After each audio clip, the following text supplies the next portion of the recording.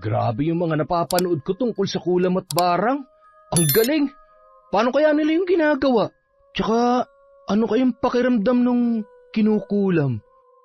Ay, parang gusto kong maranasan ah. Taon 1985. Ilocos, may isang binata na nagngangalang Miguel, tubong Maynila, na malaki ang kuryosidad tungkol sa mga bagay-bagay na mahirap paniwalaan ng karamihan. Gaya na lang ng kulam o pambabarang. Hindi niya rin alam sa kanyang sarili kung bakit ba siya nahihilig doon. Marahil ay dahil sa kanyang mga napapanood, nababasa o nababalitaan sa mga kakilala. At minsan, dahil sa pagkahilig niya sa ganoon, ay madalas na siyang napapagalitan ng kanyang ina. Isang araw, Miguel?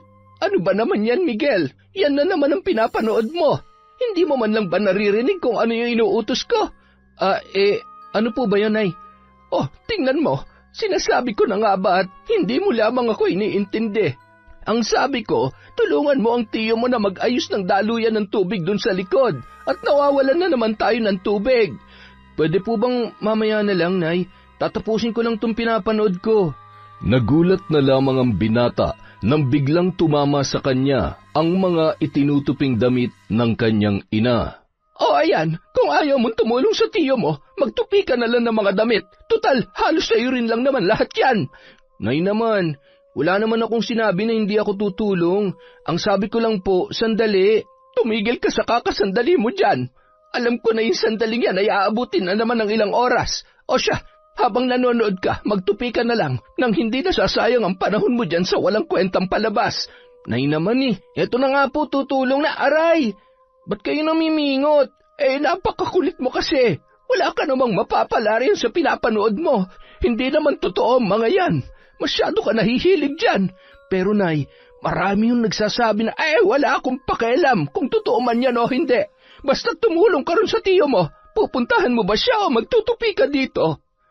Lumabas na lang si Miguel ng bahay habang patuloy pa rin sa pagbubunganga ang kanyang ina.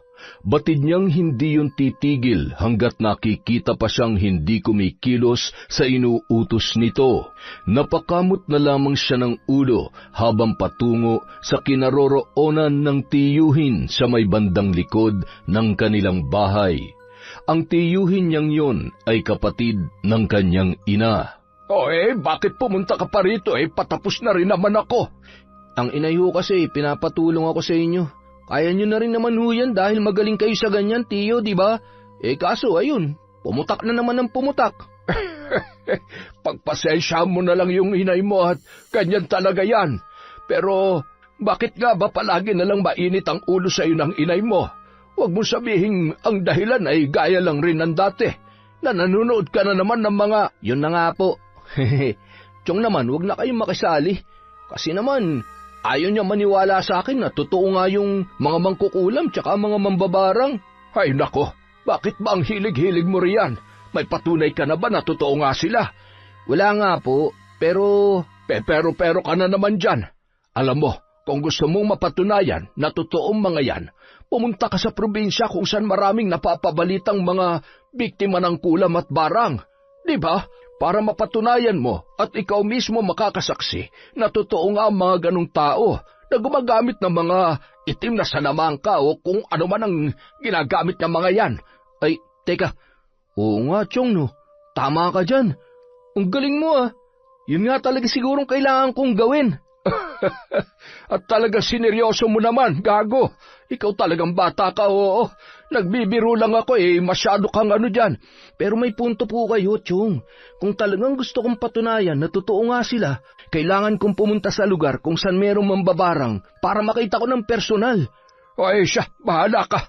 Pero yan kung papayagan ka ng inay mong lumarga, alam mo naman yon, hindi lang mabunganga, mahigit rin. Napakakuripot nga, Chong. Nung araw ding yon, pasimpleng nagpaalam si Miguel sa kanyang ina na payagan siyang umalis. Ngunit gaya ng inaasahan, hindi nga siya pinahintulutan noon. Kaya naman dahil doon ay napilitan na lang si Miguel na tumakas, dala ng kanyang kagustuhang makaalis. Nagpunta siya sa isang probinsya kung saan may napapabalitang mambabarang. Nangupahan siya para meron siyang matirhan ng ilang araw. Nung unang gabi niya sa lugar na yun ay naninibago ang binata. Malayo ang itsura ng lugar na kanyang kinalakihan sa bagong lugar na kanyang kinaroroonan. At sa kanyang pagmumuni-muni sa tapat ng balkonahe ay dumating ang isang lalaki na halos kaedaran lamang niya. Nilampasan siya nito, ngunit biglang napatigil ng tila may napagtanto. "Sandali, Brad, bago ka lang dito? Ngayon lang kita nakita eh. Nangungupaan ka rin ba?" Oo. Kanina lang ako lumipat. Ganun ba? Ako nga pala si Danilo. Matagal na ako rito. Ang kaso, wala naman akong sariling bahay kaya nakikiupa lang din ako. Huwag ka mag-alala. Maganda rito at tsak na magugustuhan mo. Ay, teka. Saan ka nga pala nanggaling at bakit pumunta ka dito? Galing ako sa Maynila. Nagbabakasyon. Medyo magulo na kasi ron kaya ayun. Dito na lang muna ako. Tama ka dyan, magulo talaga sa Maynila. Katunayan nga yan, minsan na rin ako nagpunta doon pero hindi rin ako nagtagal. Masyado kasing maingay tsaka ewan ko ba. Basta hindi ko gustong pamumuhay nila doon. Marami at iba't iba pa ang mga sinabi ni Danilo kay Miguel. Medyo naiilang na nga ang binatang galing sa Maynila dahil sa kadaldalan ng kanyang bagong kakilala na kung makapagkwento at makipag-usap ay parang matagal na silang magkaibigan. Kinabukasan, payapang naglalakad si Miguel para bumili ng makakain, ngunit isang babae ang lumabas sa isa sa mga bahay habang nagsisisigaw at halos wala ng damit dahil sa maikling suot nito.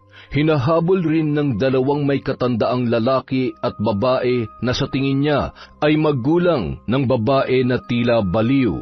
Ang ipinagtataka lamang ni Miguel ay kung bakit tila ang mga taong nakakakita at naroroon ay parabang hindi na nagulat sa nangyayari. Tila ba normal na sa kanila ang kaganapang yon, na ibang-iba naman para sa kanya. Napabuntong hininga na lamang ang lalaki at nagpatuloy sa paglalakad, at nang makarating na ng tindahan ay agad na siyang bumili. Aba, ngayon lamang kita nakita dito Bago ka lang? Oho, kahapon lang po, pero pwede ho ba magtanong? Ay, walang problema. Ano ba yan? Yung babae ho kanina, yung bigla na lang nagtatakbo. Ano hong nangyayari sa kanya? Bakit siya si Lala yon. Huwag mo na lang siyang intindihin. Matagal-tagal na rin nang magkaganon siya. Paano ang sabi ay kinulam daw ng dating nobya ng nobyo niya ngayon? Kulam? Nobyo? Nobya? Parang nalito ako dun nobyo po niya ngayon, may dating nobya. Yun po ang kumulam. Oo, ganun na nga.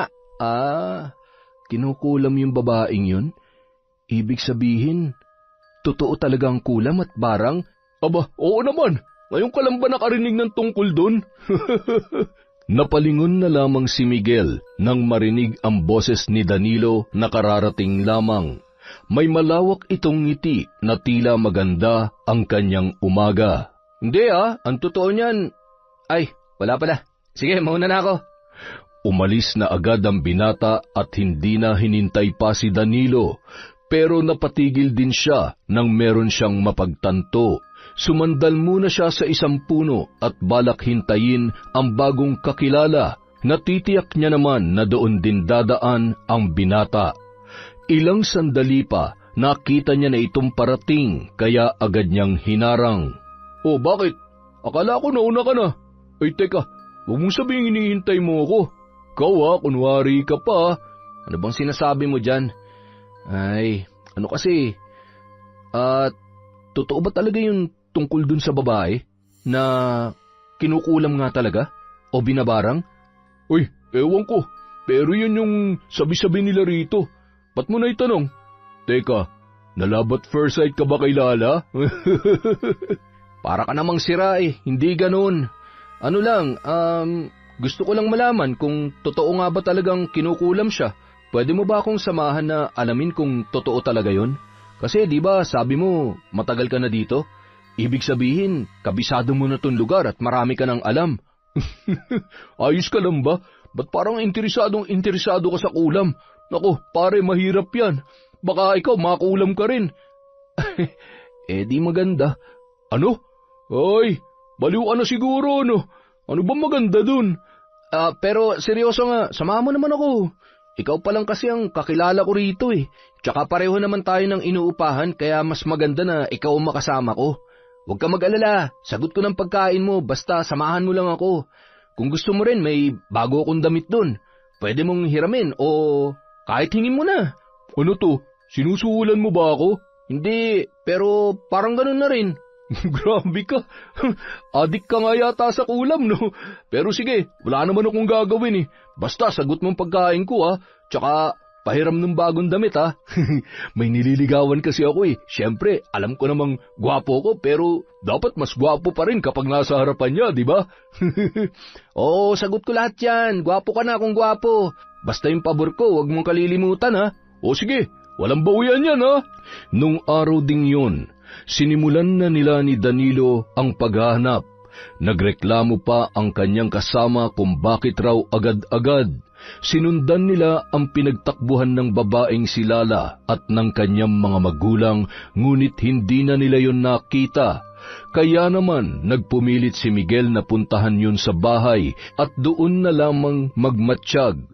Palihim silang pumuslit sa bakuran ng bahay ni Lala at patingin-tingin kung ano ang nangyayari sa loob. Ano ba yan? Para naman tayong mga magnanakaw nito. Umuwi na lang kaya tayo. Baka mahuli pa tayo ni Mang Kanor yari tayo. Iisipin ng pinagnanasaan natin yung anak niya at baka mataga pa tayo nun. Relax ka lang. Hindi yun ang pakay natin. Kaya walang mananaga sa'yo. Ay, hindi mo kasi kilala yun eh. Tara na kasi, nagugutom na ako. Naku, patay. Ayan na nga, mukhang nakita niya na tayo. Tara, bilis! Kumaripas ng takbo si Danilo na agad ring sinundan ni Miguel na magdadalawang isip pa sana, ngunit na makitang may dalang itak ang matandang lalaki ay napatakbo na rin kaagad. Pahangos-hangos silang umuwi at nagtalo pa kung sino ang may kasalanan. Ay, ayoko na makipagtalo. Yung pagkain ko nasa na. Grabe, ginutom mo ako dun ah. Akala ko matatagaan na talaga tayo eh. Nakakatakot talaga yung si Mang Kanor. Kaya walang nagtatangka manligaw sa anak nun eh. Maliban lang dun sa isang lalaki na naging nobyo niya, pero naging dahilan din ng hindi maipaliwanag na sitwasyon ngayon ni Lala. Napatawa na lamang si Miguel pagkuway biglang natahimik at nakaramdam ng awa para sa babaeng ikinukwento ni Danilo. Nais niya sanang tumulong, ngunit paano naman at ano nga ba ang kanyang magagawa? Pagkakataon niya na rin sana yun upang malaman ang totoo at makatuklas tungkol sa kulam at barang. Makalipas ang ilang araw, nagpatuloy lamang sa pag-iimbestiga si Miguel at kasama niya roon palagi si Danilo na naging malapit niya ng kaibigan. Isang araw, tanghaling tapat, katatapos lamang nilang kumain na magyayana naman si Miguel sa kaibigan para sa kanilang dating gawi. Napakamot na lamang ng ulo si Danilo at habang sila ay naglalakad, Grabe ka! Tanghaling tapat oh! Paawat ka naman! Kailangan ko na kasing malaman ng totoo. Saka hindi na rin ako pwede magtagal dito. Malapit na akong umuwi at hindi naman ako makakapayag na uwi ako basta-basta nang wala man lang napapala sa pagpunta ko rito. Uwi ka na? Kailan? Siguro mga 2 linggo na lang. Sigurado naman kasi na hinahanap na ako ni inay. Tumakas lang kasi ako at hindi nagpaalam. Ano? Tumakas ka? Teka, akala ko ba nagbabakasyon ka lang dito? Parang ganun nga, pero hindi talaga ganun. Sige na nga. Ang totoo kasi niyan, siguro dapat ko na rin sabihin sa'yo kahit pagtawanan mo ako. Ano kasi pare, Ano ba kasi? Pabiting ka pa eh. Ang totoo talaga niyan, pumunta lang ako rito para patunayan kung totoo ba tungkol sa sinasabi nilang kulam o barang. Marami kasi ako napapanood tungkol sa mga ganun, kaya naging interesado ko. Hindi ko rin alam kung bakit, pero ewan ko ba, Basta gusto ko lang mapatunayan sa sarili ko kung totoo ba talaga o hindi. Tsaka, parang gusto ko rin maranasan kung ano ba yung pakiramdam ng kinukulam o binabarang. Yung tipong napapasailalim sa orasyon, gaya ng mga napapanood ko. Napatigil sa paglalakad si Danilo at tila natulala. Ngunit bigla na lang itong humagalpak ng tawa na ikinakunot naman ng noo ni Miguel at hindi niya na napigilang mapailing. Grabe yun ah. Di ako makapaniwala. Ngayon lang ako nakakita ng tao na gaya mo. Seryoso ka ba talaga, pre? Hindi mo lang gustong patunayan? Gusto mo rin maranasan? Anong klaseng isip ba meron ka? Ay nako, kakaiba ka talaga. Ay, sinabi ko na nga ba tatawanan mo lang ako eh. Kaya dapat hindi ko na sinabi sa iyo eh. Pero ano bang magagawa ko? Curious talaga ako. Nang mahimasmasan sa pagtawa si Danilo, ay bigla siyang naging seryoso at humarap sa bagong kaibigan. Alam mo pare, huwag mo nang pangarapin na maranasan ng makulam o kaya mabarang. Sigurado pagsisisihan mo yan. Pero anak ka naman ng tipaklong oh. Hindi talaga ako makapaniwala na may kaibigan akong atat makaranas makulam. Ay, baliw ka na yata eh. Habang sila ay naglalakad, naagaw ang pansin ni Miguel ng isang dalaga na nagpapakain ng 2 pusang kulay itim na hindi naman kalayuan ang kinaroroonan sa kanila. Sino yung babaeng yon, pre? Yan ba? Si Mara yan. Pero wag mo na lang siyang intindihin. Umuwi na lang tayo. Bukas na lang natin ipagpatuloy ang kahibangan mo. Bakit naman? Ano ba meron sa kanya? Hindi ko alam pare. Basta, nakakatakot kasi ang nanay niyan. Parang mangkukulam. Mangkukulam? Oo, pero wag mo sabihin, uy, sandali lang. Naku naman, ang kulit talaga sabing wag mo nang lapitan eh. Napatakbo na lamang si Danilo papalapit kay Miguel, nalakad takbong patungo sa kinaroroonan ng dalagang si Mara. Magandang araw sa'yo. Ako nga pala si Miguel. Mara, tama? Napatayo ang dalaga, ngumiti at nagtangka maglakad papaalis, ngunit agad siyang hinarang ng binata. Pinapakain mo yung pusa? Ang bait mo naman. Malamang, nakita mo nang pinapakain, tinatanong mo pa. Huwag kang magulo dyan. Ano nga pala, Mara, pwede bang makipagkaibigan sa'yo? Mabait naman kami at mapagkakatiwalaan, kaya pumayag ka na oh. Di ba, Danilo? Oo, ang totoo niyan, Mara. Matagal ko na rin talagang gustong makipagkaibigan sa iyo eh. Kaso, alam mo na, medyo nakakatakot yung nanay mo. At yan si Miguel, mabait yan. Kung napapansin mo, bago mukha lang siya rito. Galing kasi siya sa Maynila, pero 100% mabait at maaasahan mo yan. Kaya makipagkaibigan ka na sa amin para hindi ka lagi nag-iisa, di ba? Pasensya na pero hindi ako interesado na maging malapit sa inyo eh. Mauna na ako. Ano daw? Pare, nakita mo yun? Nilayasan lang tayo bigla. Grabe, ang dami kong sinabi tapos, ay, nakakainis naman. Sabi ko naman kasi sa'yo, hindi talaga madaling makipagkaibigan o mapalapit sa kanya eh. Pero kahit na, gagawin ko pa rin ang lahat para maging malapit sa kanya. Sa tingin ko kasi, siya na ang susi para matupad ko yung misyon ko rito eh. Misyon? At talagang ginawa mo pang misyon yung pagtuklas mo sa mga mangkukulam o mambabarang? Oo, kasi di ba iniimbestigahan ko kung totoo ba talaga sila o hindi. Kaya misyon ang tawag ko dun. Ano ka ba naman? Hindi ka ba nanonood ng pelikula? Nanonood, pero hindi naman kasi ganun yun. Basta, kahit na anong mangyari, kakaibiganin ko si Mara. Gaya ng laging gawi, napakamot ulo na lamang si Danilo dahil sa mga inaasta ng kaibigan. At gaya nga ng sinabi ni Miguel, ginawa niya ang lahat para mapalapit sa dalagang si Mara. May mga pagkakataon na inaabangan niya ito at sinusundan kung saan man yun pupunta. Minsan naman, dinadalhan din ng pagkain at nakikipagkwentuhan kahit na hindi naman siya kinakausap. At dahil sa mga pangungulit niyang yun ay unti-unti nang bumigay ang dalaga hanggang sa hindi na nila namamalayan na nagtatawanan at nagkukwentuhan na sila tungkol sa kung ano-anong bagay. Isang umaga, pauwi nang naglalakad sina Mara at Miguel galing sa pagtitinda ng kakanin na luto ng ina ni Mara. Hindi nila kasama si Danilo nung mga sandaling yun dahil hindi naman yun sumasama kapag sila ay nagtitinda. Mainipin kasi ang binata. Bakit kaya ganun? Napapansin ko yung ilan sa mga dumadaan na tao lalo na kapag medyo may katandaan na, ang sama ng tingin sa'yo, pati dyan sa paninda mo. Bakit ba sila ganun? Ano bang problema nila? Hindi ko nga rin alam eh. Matagal na silang ganun sa amin. Kaya nga minsan ang inay hindi na lumalabas dahil sa kanila. Paano? Pinagkakalat kasi nila na... Namangkukulam kayo? Bakit mo alam yon? Kasi, di ba sabi mo, pinagkakalat nila, di syempre, hindi maiwasan na malaman ng lahat. Ikaw ba, Miguel? Naniniwala ka ba doon? Ha? Saan? Na mangkukulam kami, ang inay. Ang totoo niyan, hindi ko alam. Kung ganun, bakit mo pa ako kinaibigan? Paano pala kung totoo yung sinasabi nila? Bakit? Totoo nga ba? Totoo man yun o hindi ko sasabihin sa'yo. Bakit naman? Dahil hindi ko pa naman alam kung ano ba talagang totoo mong pakay sa akin at kung bakit mo ako kinakaibigan. Grabe ka naman. Para namang pinaghihinalaan mo pa ako na may masama akong binabalak sa'yo. Hindi naman sa ganon, pero kahit ano man yon, gusto ko malaman mo na masaya ako naging kaibigan ko kayo ni Danilo, lalo na ikaw. Ngayon lang kasi ako nagkaroon ng kaibigan mula bata pa ako eh. Wala kasing nagtatangka maging malapit sa akin dahil sa mga sabi-sabi nilang yon.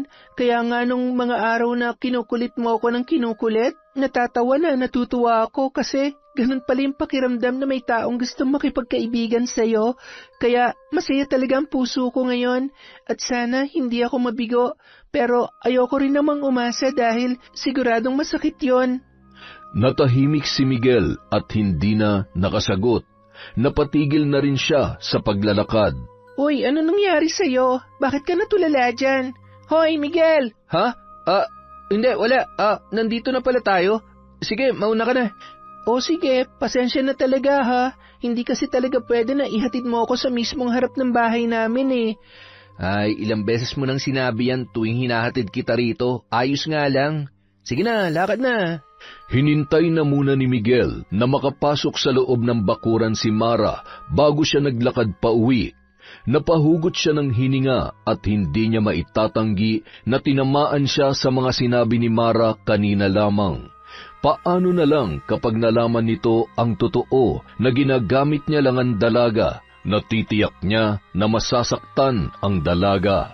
Hanggang sa pagdating sa bahay na inuupahan, hindi pa rin nawawala sa kanyang isip ang sinabi ni Mara. Oh, para may gumugulo sa isip ng hibang kong kaibigan ah. Wala. Nakukonsensya na kasi ako sa ginagawa natin kay Mara. Yung mga sinabi niya kasi kanina, tinamaan talaga ako eh. Bakit? Ano ba sinabi niya? Imbis na sagutin ay napabuntong hininga na lamang si Miguel at pati sa kanyang pagtulog ay binabagabag siya noon.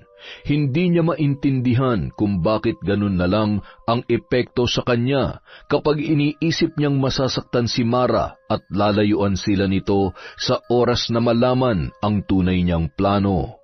Kinabukasan, nang dahil sa mga naisip niyang yun, napagdesisyonan niya na tumigil na at umuwi na lamang sa kanila. Teka, sigurado ka ba dyan? Titigil ka na lang basta-basta? Bakit? Ano nangyari? Ano ba mga sinabi ni Mara? Masasaktan lang kasi siya kapag ipinagpatuloy ko pa ito eh. Nakukonsensya na ako. Dahil dun titigil ka na?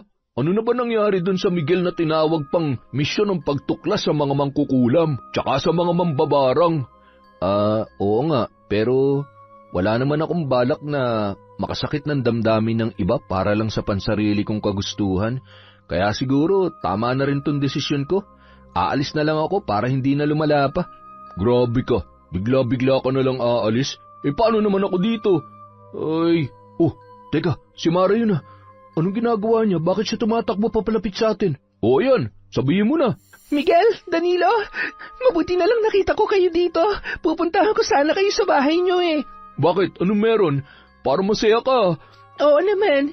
Alam niyo kasi, sinabi ko na kay Ina yan tungkol sa inyo, na nagkaroon na ako ng mga kaibigan. Tapos, pumayag siya. Ayos lang daw sa kanya. Kaya naman, gusto niya kayo makilala. Iniimbita niya kayo sa bahay. Ano? Kami? Pupunta sa bahay nyo? Ganun na nga.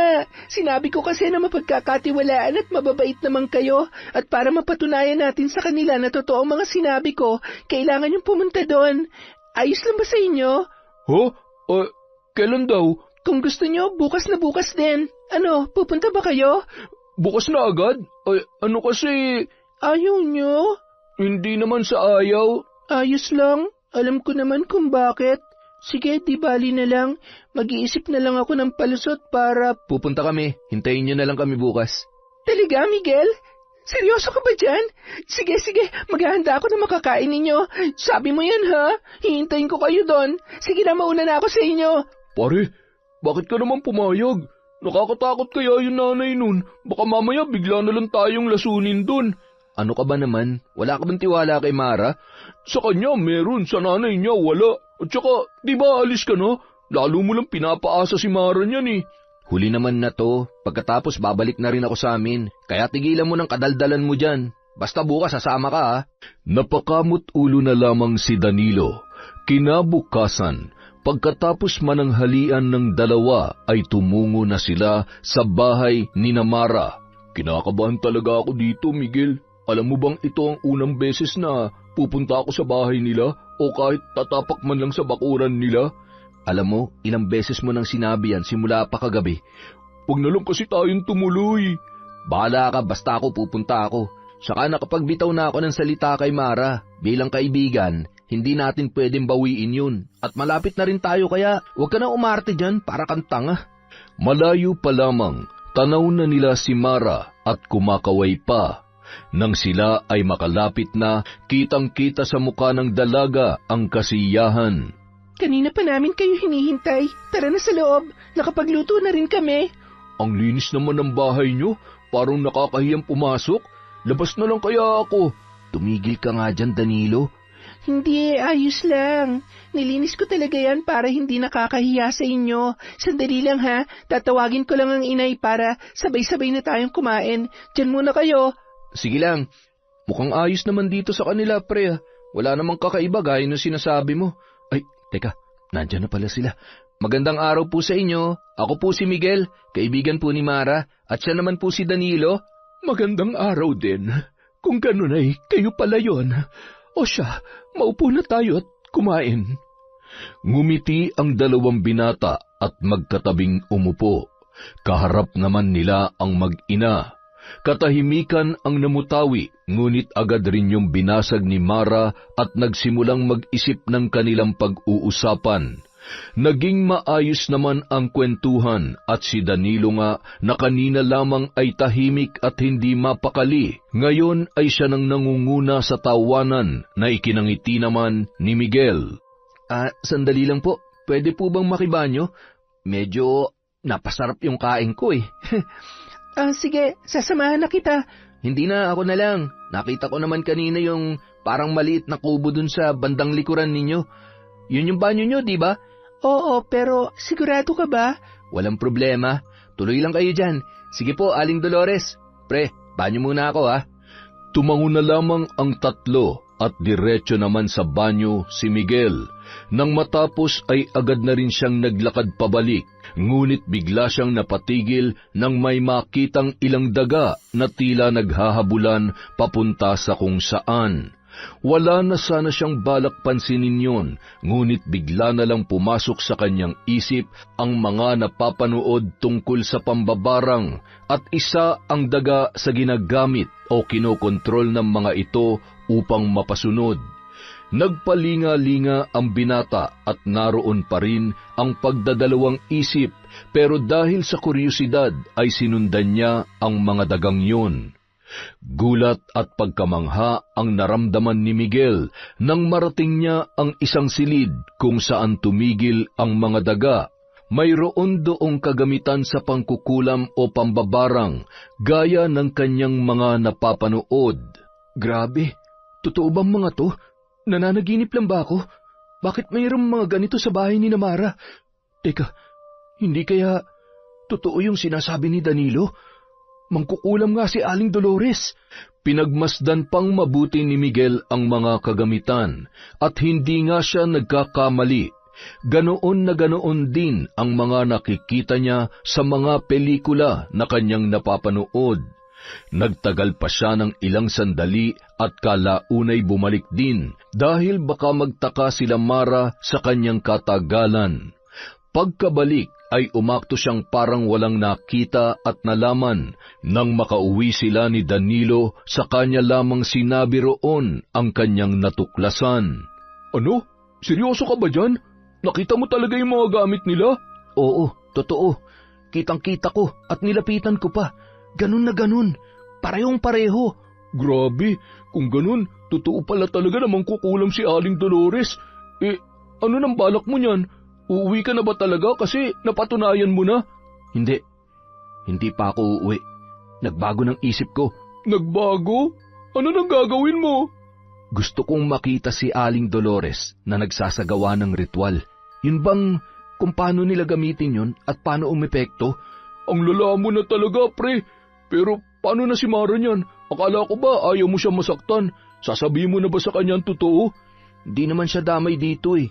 Kung noon ginagamit ko lang siya para malaman kung mangkukulam ba talaga ang nanay niya, ngayon hindi na kasi si Aling Dolores na mismo ang susundan ko. Huh? Ano naman ang pinagkaiba nun? Nanay niya pa rin yung pinupuntirya mo. Basta, akong bahala. Magmula nung araw na yon, parati nang nakasunod si Miguel sa ina ni Mara. Bihira yung umalis ng bahay at kung lalabas man ay tutungo sa kagubatan na hindi na rin nasusundan ni Miguel dahil madalas ay nawawala ito sa kanyang paningin. Isang gabi, balak na sanang umuwi ni Miguel mula sa pagbabantay kay Dolores kung ito ba ay aalis o hindi. Nang biglang bumukas ang pinto, kaya medyo napaupo siya at kumubli sa medyo may kataasang damo.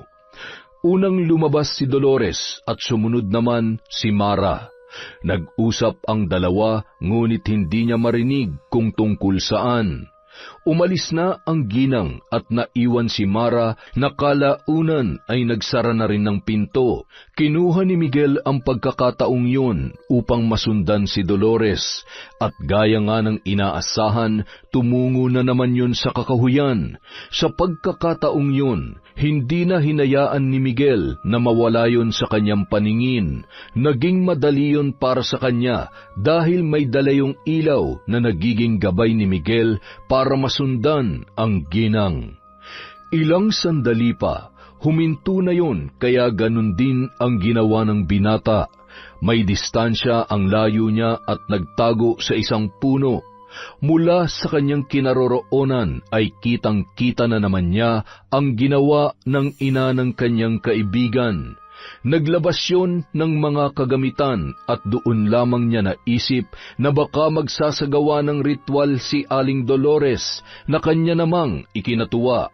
Hindi nga nagkamali si Miguel at yun nga ang ginawa ng babae. Nagsasagawa ito ng ritual habang nakaupo sa gitna ng hugis bilog gamit ang parang abo na inilagay niya doon. Lumakas ang ihip ng hangin na nagpatayo sa balahibo ng binata. Nagliparan din ang ilan sa mga tuyong dahon na bagamat nilalamig ay nakuha nun ang pansin ni Miguel na tuwang-tuwa na parang bata. Kalaunan ay napatigil na siya at nang tingnan niya uli ang ginang ay kumunot ang kanyang noo dahil wala na yun doon. Maya-maya pa, bigla siyang napalingon sa likuran nang makaramdam ng presensya at halos mapatalon siya sa gulat nang makita si Dolores na hindi niya mawari kung ano ang ekspresyon ng muka. Aling Dolores, grabe, nanggugulat naman ho kayo. Bakit ho kayo nandito? Hindi ba dapat ako magtanong sa iyo niyan? Bakit mo ako sinusundan? Lumakad yun papunta sa kanyang pwesto kanina na dahan-dahan ding sinundan ng binata kahit medyo kinakabahan. Kasi po, pero paano niyo ho pala nalaman na sinundan ko kayo rito? Matagal ko nang alam, iho, na parati mo akong sinusundan. At alam ko rin na nung araw na bumisita kayo ng kaibigan mo sa bahay, ay natuklasan mo na isa kong mangkukulam. Kasi po, pero bakit wala kayong ginawa?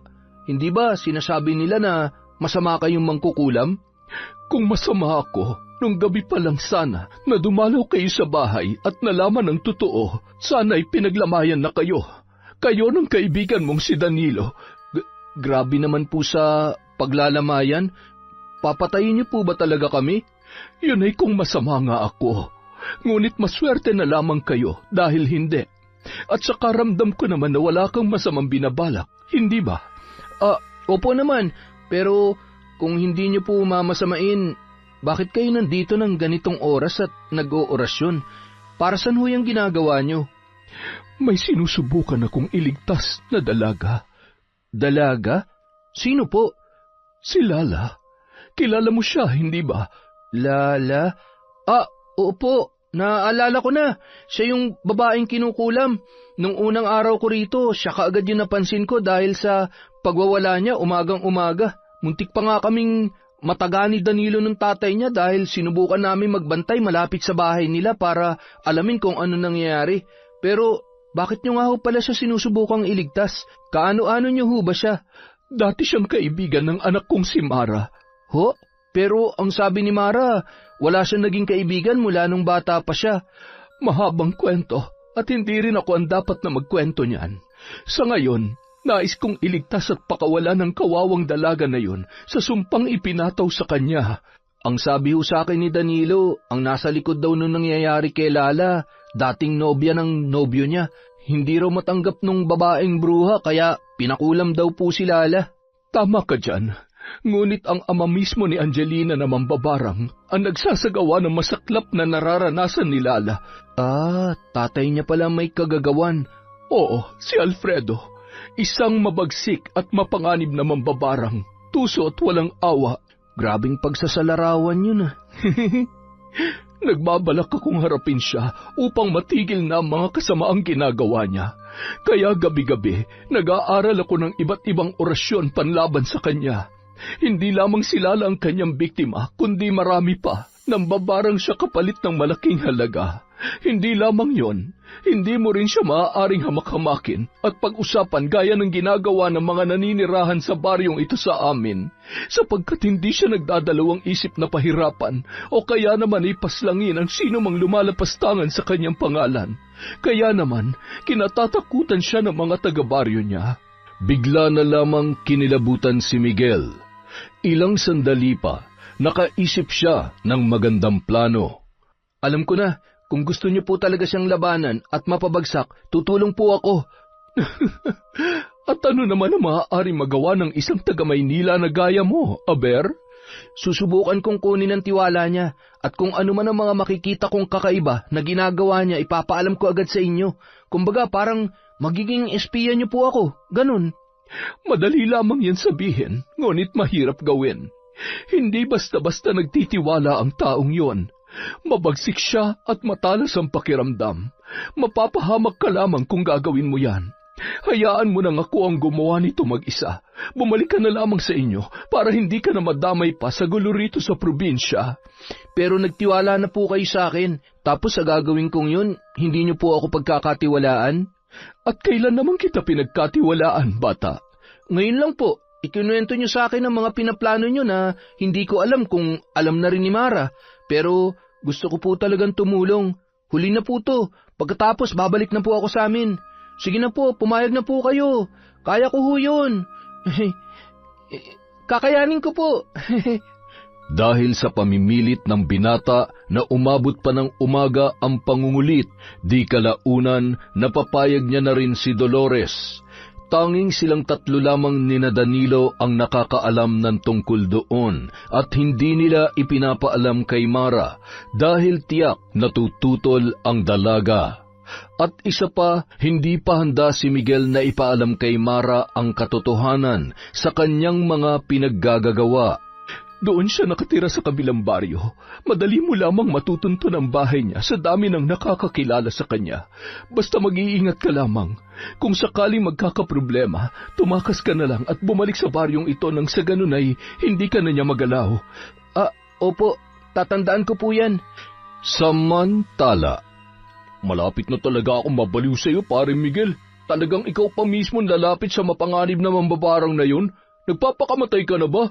Sawa ka na ba sa buhay mo? Kung gusto mo, saksakay na lang kita ngayon para hindi ka na mag-abalang pumunta dun eh. Minsan ang sarap mo ring upakan eh, no? Kung ikaw kayang saksakin ko dyan. Ay, saka kung nag-aalala ka sa akin, pwede ka namang sumama kung gusto mo. Hindi na pala. Ipagdadasal na lang kita na sana makabalik ka pa ng buhay dito. Grabe naman to. Makapagsalita ka naman para naman akong sasabak sa giyera. Eh di ba misyon mo yun? At hindi lahat ng misyon nagtatagumpay. Sabagay, tama ka. Ipagdasal mo na nga lang ako. Pag hindi na ako nakabalik, mumultuhin na lang kita para magkasama pa rin tayo. Pero seryoso na to, pre. Kapag nagtagumpay ka dyan sa pinaplano mo o dyan sa misyon mo, sasama ako sa isa Maynila. Doon na lang din ako magtatrabaho. Teka, seryoso ka ba? Oo nga. Kaya dapat bumalik ka kahit anong mangyari. Marami kami naghihintay sa'yo, lalo na yung isang yun na walang kaalam-alam sa mga pinaggagawa mo. Ngumiti na lamang si Miguel at nagsimula ng maglakad patungo sa kabilang baryo. Marami na rin naman ang naibilin sa kanya ni Dolores na tumatak naman sa kanyang isipan, kaya kahit papaano ay hindi na siya masyadong mahihirapan. Nang makarating na siya sa kabilang baryo ay napagtanto niya na tama nga si Aling Dolores na napakatahimik ng lugar na yun. May mga nag-uusap at tumatambay din naman, ngunit hindi ganong kaingay gaya ng sa kabilang baryo. Mayroong mga bata na imbis naglalaro ay tahimik lamang na nakaupo sa isang tabi. Sa ilang minuto pa niyang paglalakad ay may nakita siyang grupo ng kalalakihan na nangangahoy at nag-uusap-usap. Nakakainis na yung ganito. Masyadong tahimik. Hindi naman tayo ganito dati ah. Visit kasi yung lalaking yun eh. Itikom mo nga yung bibig mo. Kapag ikaw narinig nun, yari ka. Alam mo naman yun, walang pakundangan. Sinabi mo pa, kumakaasta, akala mo siya ang hari sa baryong ito. Nako, kung may pagkakataon lang akong lasunin, lalasunin ko yun eh. Pati yung anak niyang napakamaldita, hindi naman kagandahan. Habang nag-uusap ang tatlo, ay natanaw ni Miguel ang isang lalaki na sa tingin niya ay yun na ang mabagsik na mambabarang na si Mang Alfredo. Base na rin sa paglalarawan ni Dolores sa itsura nito, nakabuo siya ng plano kaya naman lumapit siya sa mga lalaki na nag-uusap. Bakit ba ganyan kayo magsalita sa kanya? Hindi tama na pag-usapan niyo siya ng ganyan. Teka, sino ka naman? Bakit ka nakikisali sa usapan namin? Oo nga, bago lang siguro yan dito. Ay, alam mo ikaw, huwag ka na magsalita kung wala kang alam ha. Saka ano naman kung pag-usapan namin siya ng masama totoo namang masama siya. Walang kwenta ang taong yun, napakasama niya, dapat sa kanya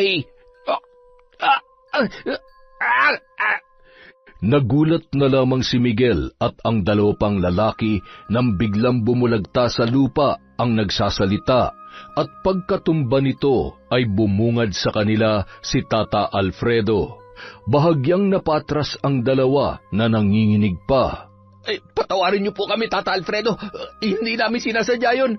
Siya naman yung nagsimula Bigla na lang siyang sumuka ng dugo at natumba na rin sa lupa.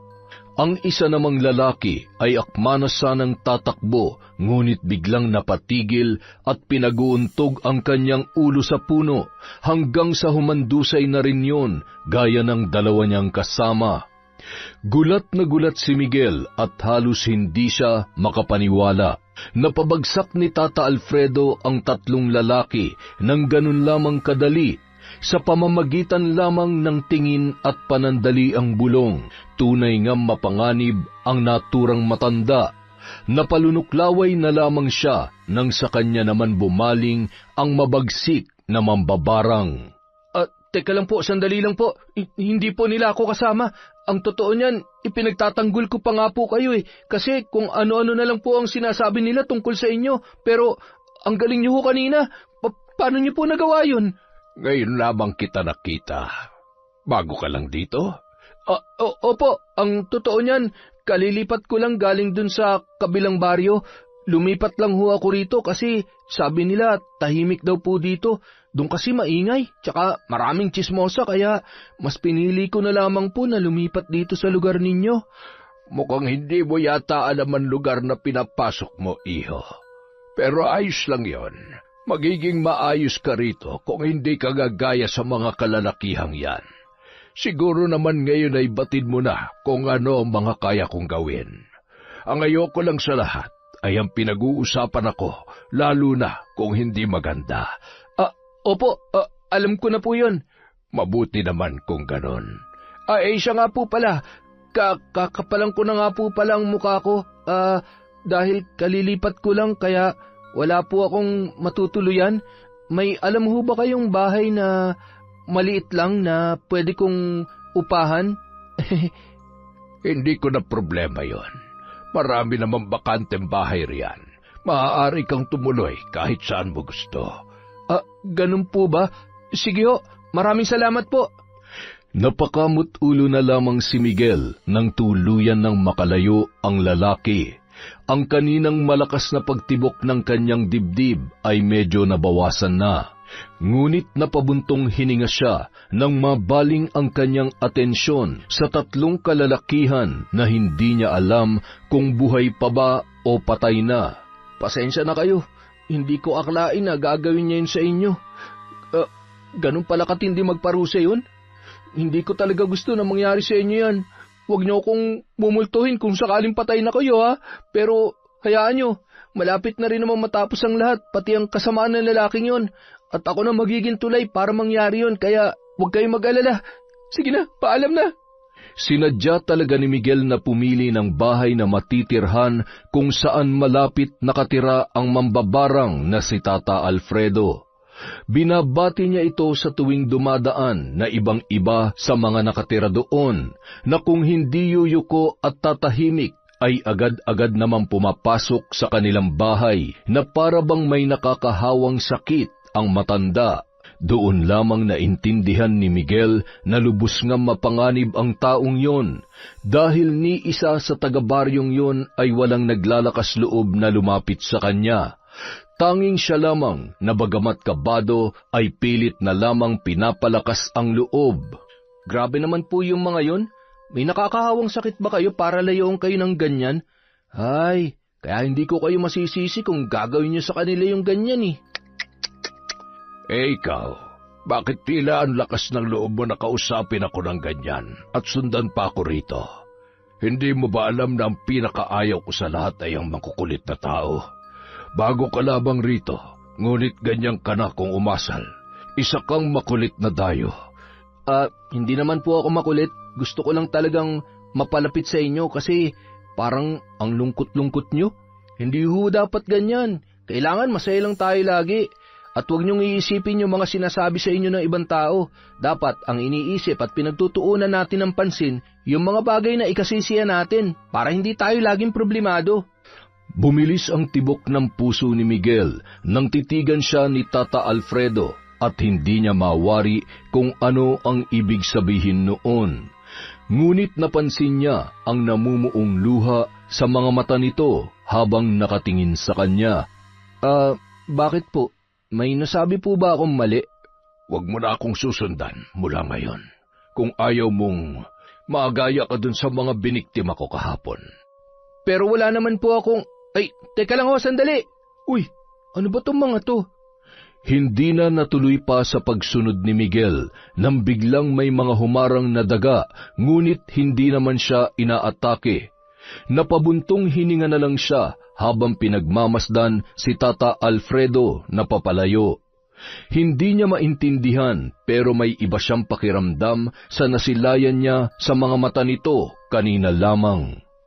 Matapos ang nangyaring yon, hindi pa rin tumigil si Miguel na lapitan at kulitin ang naturang mambabarang, hanggang sa nakuha niya na ang loob nito sa 3 araw pa lamang na pananatili niya sa baryo.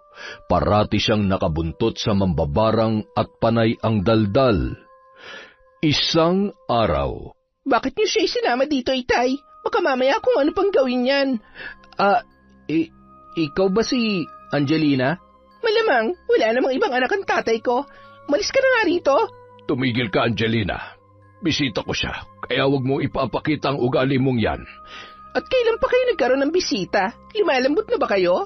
Huwag niyong sabihin na... Angelina! Bahala nga kayo dyan.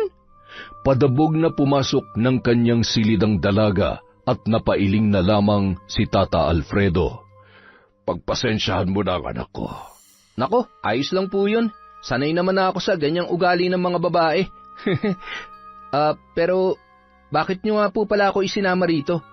May papakita ko sa'yo. Halika, sumunod ka. Isinama siya ni Tata Alfredo sa isang silid at kung hindi siya nagkakamali ay yun ang silid kung saan nagsasagawa ng ritual at doon din nakalagay ang lahat ng mga kagamitan ng matanda sa pambabarang. May kalawakan yun at hindi rin nalalayo ang itsura sa silid nang nakita niya noon sa bahay ni Aling Dolores. Bakit nyo ho pinapakita sa akin to? Dahil may tiwala ako sa'yo. Nakuha mo ang loob ko. Makulit na dayo. Lagi nyo na lang akong tinatawag ng ganyan. Mamayang gabi, mayroon na naman akong paglalaruan at nais kong masaksihan mo yon. Napatango na lamang si Miguel. Wala siyang magagawa kundi ang sumang-ayon alang-alang sa kanyang mga pinaplano.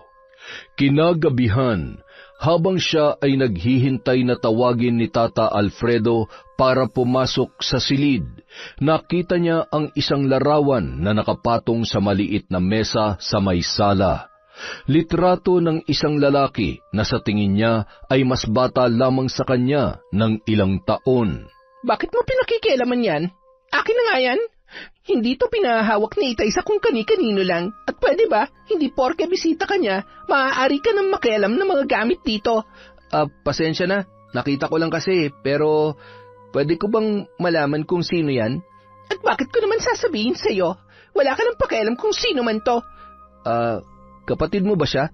Sabing wala ka nang... Nasaan na siya? Biglang natahimik ang dalaga at tila umamo ang muka na kanina lamang ay punong-puno ng pagkairita. Oo, kapatid ko siya, pero wala na. 6 na taon na siyang patay. Kung nabubuhay lamang siya, kaedad mo siya. Kaya naisip mo ba na kaya mabait sa iyo si Itay ay dahil naaalala niya si Kuya sa'yo? Anong ikinamatay niya? Hindi mo na kailangan malaman. Pero nang dahil sa kamatayan niyang yon, kaya nagkagano ng Itay at pati ako. Huwag mo na nga rin palang babanggitin ang tungkol sa napag-usapan natin. Dahil ayaw na ayaw niyang binabalikan ang masakit na nakaraan na yon. Kung ayaw mo magalit siya sa'yo, bahala ka na. Nasa iyo na ang desisyon. May lungkot sa mga mata ni Miguel habang pinagmamasdan si Tata Alfredo na nag-oorasyon. Hindi niya batid kung sino ang inoorasyonan nito, ngunit tila wala siyang pakialam kung sino man yun. Ang mas bumabagabag sa kanya ay kung anumang masakit na nakaraan nito, kaya naman may kung anong nag-uudyok sa kanya para mapalaya ang matanda mula sa sakit na yun. Nakita mo yan, Miguel. Sa mga oras na ito, tiyak na namimilipit na sa sakit ang maharot na babaeng yun. Bakit niyo ito ginagawa? Anong ibig mong sabihin? Wala ho. Sino nga ho pala yung kinukulam ninyo? Hindi lang yun basta kulam, Miguel. Barang. Yun ang ginawa ko. Yun naman ang nararapat para sa mga taong taksil at hindi makontento sa kanilang mga asawa. Hindi magtatagal. Babawian na siya ng buhay kahit hindi yun kasama sa usapan namin ng kliyente ko. Papatayin niyo yung babae kahit wala yun sa usapan? Bakit hindi? Ang mga ganong klase ng tao ay hindi na kailangan pa rito sa mundo. Kaya nararapat lamang na magpahinga na siya. Grabe naman ho yun. Ganon talaga nangyayari sa mga taong traidor. Kaya ikaw, kung may balak ka man traidorin ako, huwag mo nang subukan. Lalo na ngayon na pinagkatiwalaan na kita. Naiintindihan mo ba ako? Makulit na tayo. Oo naman po. At saka, hindi ko yun magagawa sa inyo. Parang ang tingin ko nga sa inyo, parang ama na kaya imposible po yung mangyari. Ama? Tinuturing mo akong ama? May masama po ba ron? Wala naman. May naalala lamang ako. Yung anak niyo ba? Paano mo nalaman ang may nakita ho akong litrato ng isang lalaki at ang sabi po ni Angelina, kapatid niya raw po yun. Ibig sabihin, anak niyo po, pero wala na raw. Ano ho bang dahilan ng Tama na. Ayokong pag-usapan ang tungkol dyan. At wag na wag mo nang babanggitin ulit yan dahil kung hindi. Pero, paano kayo makakalaya sa nakaraan nyo kung hindi nyo yung kayang harapin? Ang sabi pa, yun rin daw ang naging dahilan kung bakit kayo nagkaganyan. Tata Alfredo, pwede ho ba kayo magkwento? Makikinig po ako. At baka sakali rin na maayos pang lahat nanto bago mahuli ang lahat. Ano bang sinasabi mo dyan? Basta po, pwede kayong magkwento sa akin at pwede niyong ilabas ang mga saloobin nyo. Hindi ko kailangan ng mga ganyan drama. Gaya ng sinabi ko, ayokong pinag-uusapan ng tungkol dyan. Mabuti pa'y umuwi ka na bago pa ako hindi makapagpigil. Pinatay ho ba siya? Sinabi ng... Oo, pinatay siya. Ang anak kong si Marlon. Pinatay nila nang walang kalaban-laban. Ano ho bang dahilan at ginawa nila yun sa kanya? Napagbintangan siya. Pinagbintangan siya sa kasalanang hindi naman niya ginawa. Pinagkalat nilang nanggahasa ang anak ko sa mura niyang edad na yon. Pero kilala ko si Marlon at hindi siya nagsisinungaling sa akin. Kaya naniniwala ako na hindi niya ginawa ang ibinibintang sa kanya. Ngunit ang mga mapanghusgang tao na yon, hindi sila tumigil. Hanggang sa nabalitaan ko na lamang na pinagtulungan siyang bugbugin at saktan ng mismong mga kaibigan niya at walang ginawa ang mga tao sa baryo na nakakita ng pangyayaring yon. Hinayaan lamang nilang sapitin yon ng aking anak. Naabutan ko siyang habol hininga hanggang sa binawian na lamang siya ng buhay. At bilang isang ama, sobrang sakit sa akin noon. Dahil wala man lamang ako nagawa para tulungan siya nung mga oras na nag-aagaw buhay na siya. Sobra kong dinamdaman nangyaring yon. Kaya naisipan ko maghiganti sa kanilang lahat. Mga wala silang awa. Ikinalulungkot ko po ang nangyari. Napakapait nga ng karanasang yon. Pero hindi ho ba parang hindi tama na pati ang mga inosenteng tao ngayon na wala namang kinalaman sa nangyari ay idadamay nyo rin? Dahil pare-pareho lang sila, Miguel. Kung noon hinahayaan ko lang na pag-usapan nila ang anak ko, ngayon hindi na mangyayari yon. Dahil kahit isang salita lang na mula sa kanila na hindi maganda, buhay nila magiging kapalit. Alam mo bang napakabait ng anak kong yon? Kaya mo, lagi niyang sinasabing huwag ako mag-isip ng mga hindi maganda at dapat laging masaya lang. Napakamasayahin niyang tao at mapagmahal, kaya hindi ko lubos maisip na may mga taong gagawa noon sa kanya. Kaya naman, ang naudlot kong gawain noon ay ipinagpatuloy ko mula nung siya'y mamatay.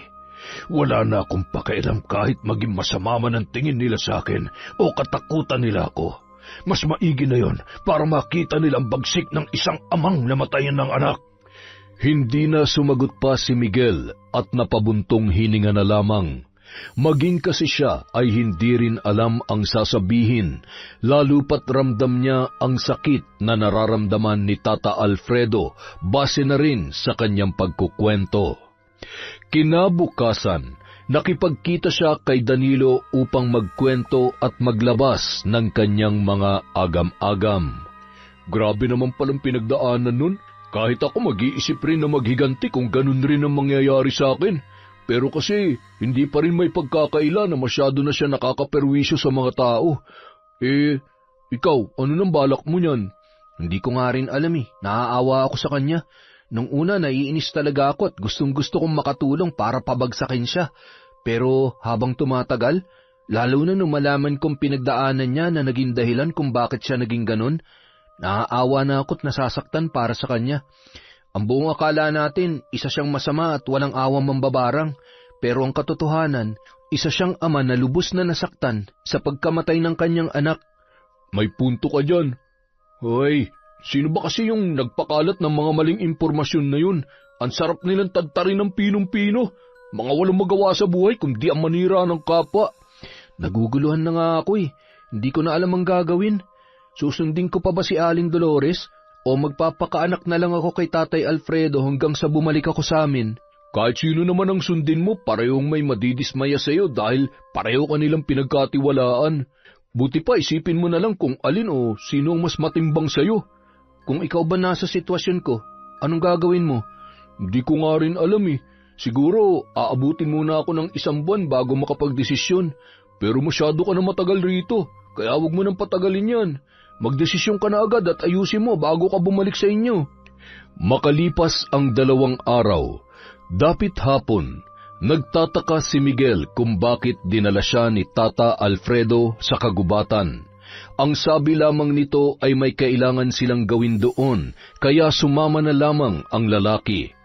Nang mga oras na yon, nagbalak na si Miguel na sabihin ang lahat dahil siya ay nakukonsensya na.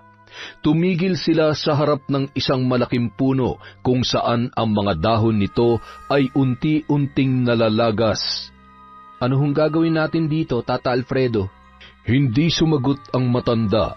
Nanatili lamang yung nakatalikod sa kanya at hindi kumikibo.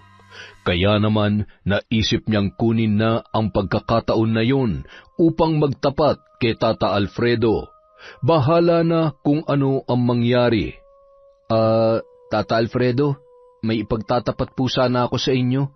Kasi Sino nag-utos sa'yo para manmanan ako? Humarap sa kanya ang matanda at kitang-kita niya ang galit na mga mata nito. Sabihin mo, sino nagpadala sa'yo? At anong karapatan mo para lukohin ako? Mali ho kayo ng akala. Nung una po, oo, pero Kahit ano pang dahilan mo, hindi niyan mababago na isa kang traidor. Kinuha mong tiwala ko at nagtiwala naman ako sa'yo dahil akala ko iba ka sa kanila. Nagsisisi ako naging mabuti ako sa'yo at itinuring pa kitang... Tinuring kita na parang anak kong si Marion. Marami kayong pagkakatulad, kaya naging magaan ang loob ko sa'yo. Pero mali. Maling-mali. Hinalintulad kita sa aking anak. Patawarin niyo po ako, Tata Alfredo. Masyado ka ng maraming nalalaman sa akin. Kaya ang nararapat lamang sa'yo, Tatanggapin ko ang galit niyo. Pero sana makinig muna kayo sa akin. Hindi na ho tama ang mga ginagawa ninyo. At sa tingin mo makikinig pa ako sa'yo? Sa isang traidor at mapanlinlang na gaya mo? Sinayang mo lamang ang tiwalang ibinigay ko sa'yo, bata. At siguro naman, batid mo na kung ano nangyayari sa mga taong nagtatraidor. Pag-usapan po muna natin to. Hindi ito ang tamang paraan para... Napaluhod na lamang bigla si Miguel habang hawak ang kanyang sumasakit na lalamunan. Maya-maya pa, nagsuka na siya ng dugo ngunit may kasamang maliliit na insekto at hindi siya pamilyar kung ano ang tawag doon. Nanghihina ang kanyang katawan at nilalamig. Nang iangat niya ang tingin kay Tata Alfredo ay puno pa rin ng galit ang muka nito habang nag-uusal ng orasyon. Kahit ganoon ang nangyayari, mapait na napangiti na lamang ang binata. Ganito palang pakiramdam ng binabarang at napapasailalim sa orasyon ng mga mambabarang. Ngayon alam ko na, siguro tatanggapin ko na lang kung sa ganitong paraan man ako mamamatay. Tata Alfredo, patawad ho ulit sa ginawa ko, pero sana makalaya na kayo sa mapait niyong nakaraan para hindi na kayo nahihirapan sa araw-araw niyong pamumuhay. Wala na akong pakialam sa mga sinasabi mo, bata. Mabuti pa nga mawala ka na rin dahil isa kang traidor. Wag! Sabay silang napalingon sa pagdating ng dalaga. Tumakbo ito palapit kay Miguel at humarang sa harapan niya. Pakiusap po, huwag niyo siyang papatayin. Wala siyang kasalanan. At sino ka naman? Ha? Sunod-sunod na nagdatingan sina Dolores, Danilo at Angelina. Gaya ni Mara ay lumapit rin ang dalawa kay Miguel habang si Angelina ay sa kanyang ama. Miguel, Danilo, Mara, umalis na kayo. Ako nang bahala rito. Ako ang haharap sa lalaking yan. Kung ganon, ikaw pala nag-utos sa kanya na manmanan at kunin ang tiwala ko. Ang lakas ng loob ninyo. Pero sinisiguro ko sa inyo na pagsisisihan nyo to at hindi na kayo makakaalis pa rito sa bahay. Tama ka, at isa kang hangal na kumapit sa bitag namin. Kung may dapat mang mamatay rito, ikaw yon, dahil masama ka mambabarang at masyado ka nang nakakaperwisyo. Tama ka, masama nga ako, at handa ko yun ipakita sa inyo ngayong gabi. Sabay ang dalawa na nag-usal ng orasyon. Ang nag-aagaw pa lamang na liwanag at dilim ay tuluyan ng nilamon ng kadiliman, dulot ng mga dahon na nagliliparan sa kanilang kinaroroonan, at alikabok na sumasabay paroon.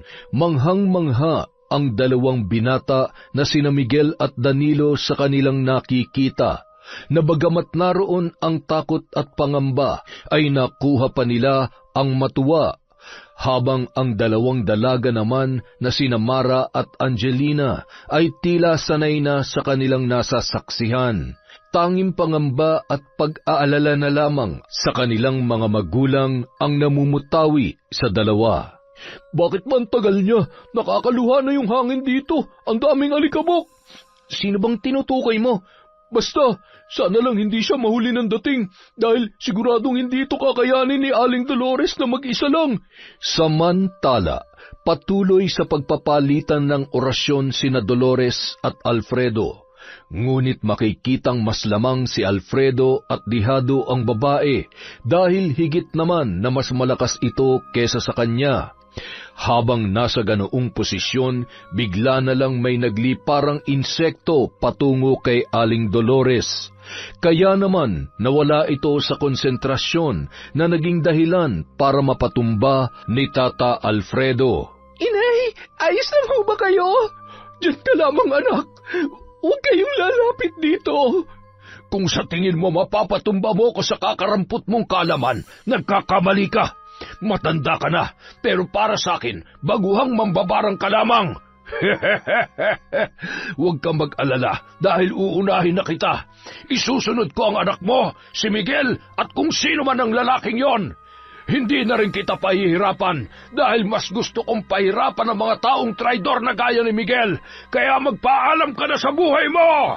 Nang akmang magsasambit ng panibagong orasyon si Tata Alfredo kung saan yun na sana ang ikamamatay ni Aling Dolores, bigla naman siyang napaatras ng bahagya nang may kung anong matigas na bagay ang tumama sa kanyang likuran. Ayun, nandito na siya. Ay, mabuti naman. Albularyo ba siya? Oo, kami pa mismo ni Maran dumayo sa lugar niya para tulungan tayo laban diyan kay Mang Alfredo. Sa tingin ko, naahawa na ako sa iyo, pare Miguel eh.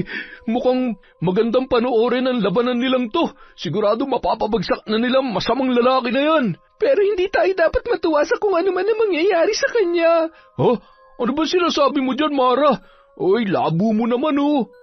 Samantala, inalalayan ng albularyong dumating na makatayo si Dolores bago nila sabay na harapin si Alfredo. At talagang nagsama pa kayo ng albularyo. Halatang hindi niyo ako kayang talunin. Iyon ang akala mo. Hindi ako magpapatalo sa inyo. Mga wala kayong kwenta. Nagsimulang magharap ang tatlong may kaalaman sa Salamangka, albularyo at mangkukulam laban sa mabagsik na mambabarang. At dahil sa pagdating ng albularyo ay unti-unti na ring nadedehado at natatalo si Tata Alfredo. Galit na galit yon na mapabagsak siya ng dalawa. Ngunit gayon paman, masamang tingin ang ibinaling niya kay Miguel at mabilis na nag-usal ng dasal, kaya nataranta ang lahat nang sumuka ng dugo ang binata at biglang nanginig ang katawan. Anong ginagawa mo? Itigil mo yan! Alisin mo ang sumpa sa binatang yon dahil kung hindi... Ano? Papatayin mo ako? Sige lang! Hindi ako takot mamatay basta't kasama ko ang traidor na yon! Bakit ba hindi mo matanggap ang pagtatraidor niya sa'yo? Dahil ba takot kang aminin sa sarili mo na napalapit ka na sa kanya at itinuring mo na rin siyang anak? Tumigil ka! Kaya ganoon na lang ang epekto sa'yo ng ginawa niya. Alfredo, hindi pa huli ang lahat. Maaari ka pa magbago. Hindi solusyon ang mga ginagawa mong ito para makalimot ka. Pinatay nila ang anak ko. Sila ang dahilan kung bakit ako nagkaganito. Pero ang mga pumatay sa kanya ay pinatay mo na rin. Hindi pa ba sapat yon para matahimik ka na? Bakit kailangan mo pa mandamay ng iba na wala namang kinalaman sa nangyari? Binalak ko na rin yan mula nung dumating si Miguel dahil nakikita ko sa kanya ang anak kong si Marlon. Pero trinaydor niya ako at doon ko napagtanto na wala nang sino man ang dapat pang pagkatiwalaan. Sa gitna ng kanilang pag-uusap ay hindi na nakatiis si Mara at pumagitna na sa mga yun. Manong Alfredo, pakiusap naman po, tigilan niyo na si Miguel. Nilalamig na po ang katawan niya at hindi tumitigil ang pagsusuka. Ilang sandali na lang baka maubusan na siya ng dugo. Kung may gusto kayong paghigantihan sa pagkamatay ni Marlon, ako na lang po.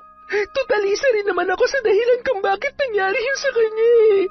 Mara, anak, ano bang sinasabi mo dyan? Mara, anong ibig mong sabihin? Ilang taon ko itong itinago at pinilit na walang makakaalam kahit pa ikaw, inay. Ako ho ang huling kasama ni Marlon bago pumutok ang balitang nanggahasa siya. Habang sinasamahan niya ako pauwi galing eskwelahan noon, nasalubong namin ang mga dating kaibigan niya at pinag-interesan nila ako. Pero pinagtanggol ako ni Marlon. Nabugbog pa siya dahil doon. Kinabukasan, nagulat na lang ako nang kumalat ang balitang hindi naman totoo. Kaya dali-dali ko siyang pinuntahan at naabutan ko siya natataranta at umiiyak. Natatakot na baka raw malaman niyo, Manong Alfredo, ang maling balita na yon at magalit kayo sa kanya. Nangako akong tutulungan ko siya pero ang pangakong yon, kahit kailan hindi ko natupad. Balak ko sanang tumistigo na wala talaga siyang kasalanan pero tinakot ako ng mga dati niyang kaibigan. Nasisirain nilang buhay namin ng inay. Madali lang yun gawin para sa kanila dahil marami silang koneksyon at may kaya sa buhay. Kaya labag man sa kalooban ko, masakit man sa akin, hinayaan kong lumaban si Marlon mag-isa. Hinayaan kong husgahan siya ng mga tao. Hanggang sa nabalitaan ko na lang na wala na siya. Sobra ako nagdalamhati para sa kanya. Pero mula noon, nagpanggap akong walang alam. Pinilit kong kalimutan ang lahat. Patawarin niyo po ako, Manong Alfredo. Sana mapatawad niyo ako sa kapabayaang nagawa ko. Lintik ka! Bakit? Bakit kailangan mangyari yun sa anak ko? Ano ba nagawa niya kasalanan para maranasan niya lahat ng iyon?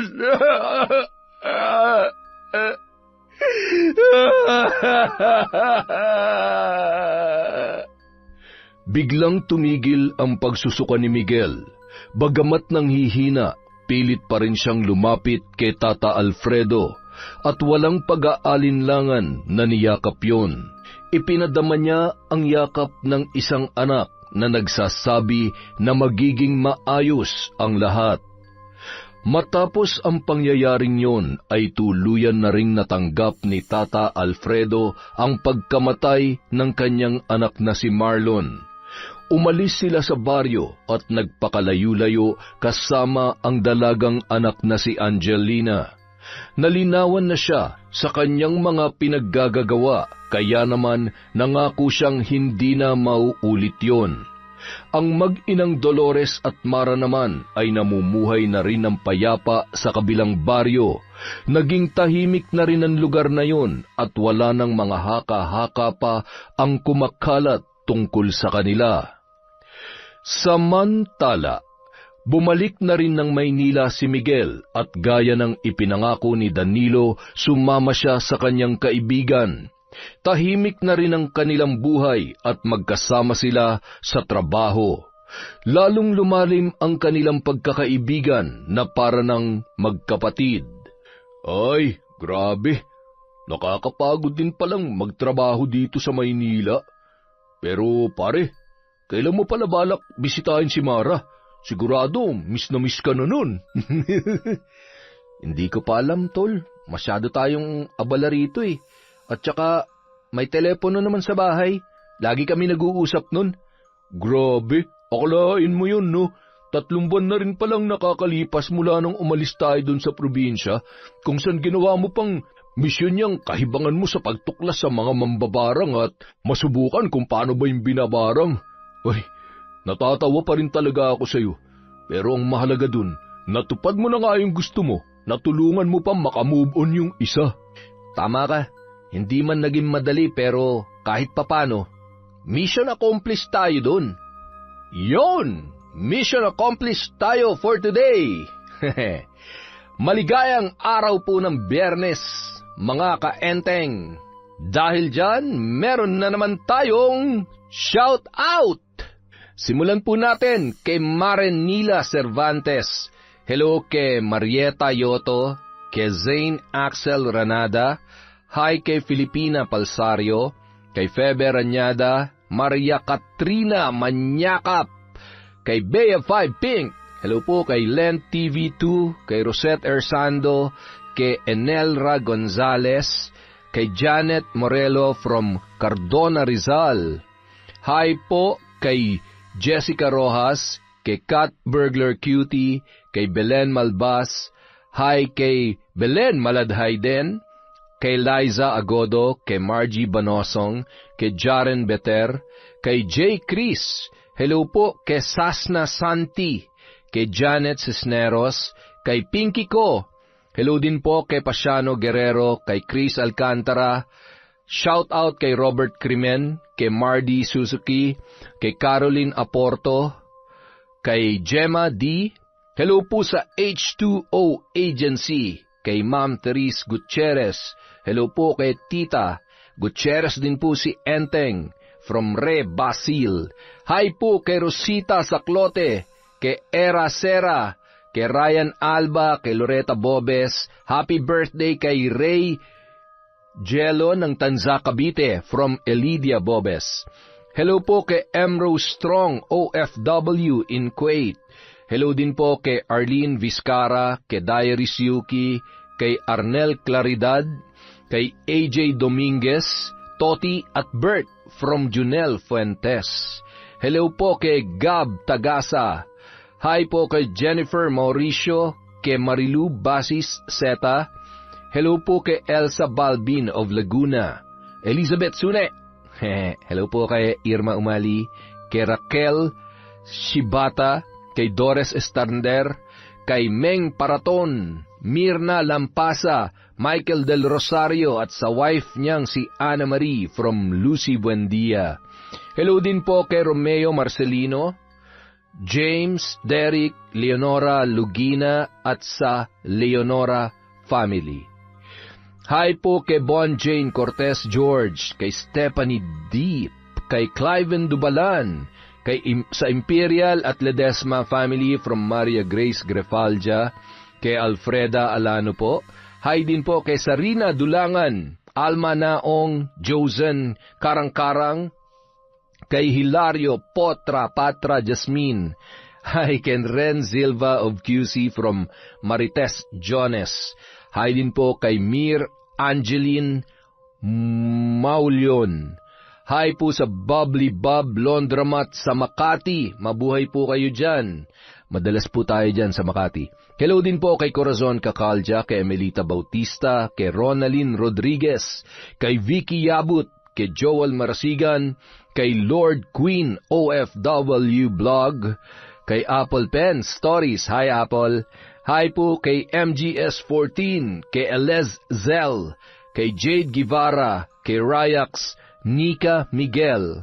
Hi kay Analia Vallega, kay Janet De Castro, kay Raquel Hazigawa, kay Mary Yanduhay.